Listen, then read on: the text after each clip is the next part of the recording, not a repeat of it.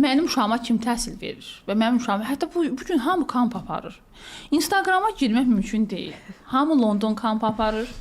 Hamı MUN layihələri olub. Bilirsiniz də, MUN layihələri bu günlərim Azərbaycanın ən yaralı və valideynlərinin düşdüyü ən böyük tələlərdən biridir. Amma bu layihə nədir? Biraz açıqlama verib valideynlərə. Bu da bizim əsas məhsullarımızdan və məşğul olduğumuz sahələrdən biridir. MUN BMT-nin model yarışıdır və layihənin əsas məqsədi gənclərə diplomatiyanı təbliğ etməkdir və diplomatiya sahəsində gəncləri yetişdirməkdir. Və bu layihəni demək olar ki, ilk dəfə bu bazara sunan, bu sahədə tələbələri yetişdirən mərkəzlərdən də biri biz olmuşuq və bu sahədə addımlar var, Şehin Akademi olaraq.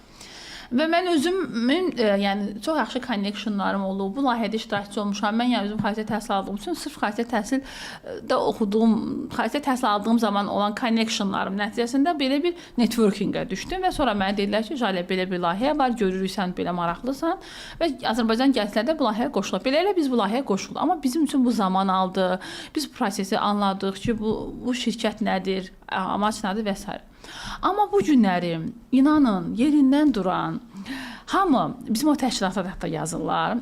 Onlar da həm də mənim yaxın dostlarımdır. Hərdən deyir Jalə, it's amazing. Yəni sənə nə qədər adam rəqabət aparır.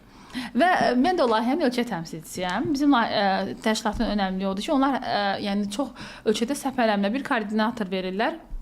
Yanaşma da məntiqlidir. Deyir ki, bu bizim satış siyasətimizə də ziddir. Biz bir providerla işləyirik və o insan vasitəsilə hamı bizə tələbə ola bilər. Yəni başqa insanlarla mühattab olmur. Yəni bu şirkətin öz prinsipidir və zamanında da məni tanıyıb və bunu qoyub. Və bu çox maraqlıdır ki, insanlar neçə dənə təşkilat yazır və bunlar geri dönüş etmirlər. Nədir? Burada mənlə ünsiyyətə girməmək üçün bir Azərbaycanlı ilə və gedə başqa bir X bir şirkət tapırlar, no name bir MUN-lər tapırlar və bunu bəhbəhlə valideynlərə təbliğ olunur. Ay BMT-nin layihəsi belə gəldi, BMT elə getdi. Amma valideyn də araşdırmır və uşağını gözü yumulu qoyur. Mən baxmalıyam ki, mən ümumiyyətlə uşağımı bir yerə qoyuramsa, bir girib onun tarixinə baxaram. Çox qəşəng nüansdır, bax. Çox gözəl. Yəni mən bu təşkilat, mənə o qədər təşkilatlar yazır. Zaten Instagramda sosial bir insanam. Mənə o qədər təşkilat yazır ki, siz görürük, qrup aparırsınız. Mən o dəqiqə girəm, araşdıram bunların tarixinə, neçənci ildə yaranıb, kimlə var, kimlər bunun qonağı olub və s.